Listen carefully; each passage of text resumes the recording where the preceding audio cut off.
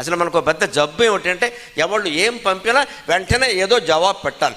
నవ్వు మొఖమో, ఏడుపు మొఖమో, కోతి మొఖమో, కుక్క మొఖమో, 16 మొఖాలు ఉంటాయి ఇక్కడ. అసలు పొద్దున్న 9 గంటల్లోగా ఫోను మాట్లాడాము అంటే ఆధ్యాత్మికతలో అడుగు కూడా ముందుకు వెయ్యలేదు అని అర్థం. అమ్మ మనం మానేయాలి, ఖచ్చితంగా మానేయాలి. After 9 only.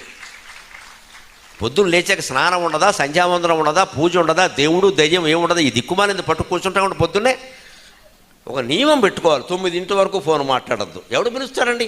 మన ఉద్యోగం చేసి యజమాని కూడా 9 పిలవడమ్మా, వాడికి తెలుసు. వాడు స్నానం చేయాలిగా.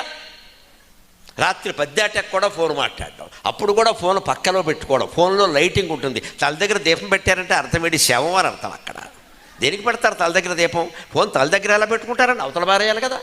అబ్బే, భర్తనైనా వదిలేస్తాం, భార్యనైనా వదిలేస్తాం, కానీ స్మార్ట్ ఫోన్ వదలవాలి.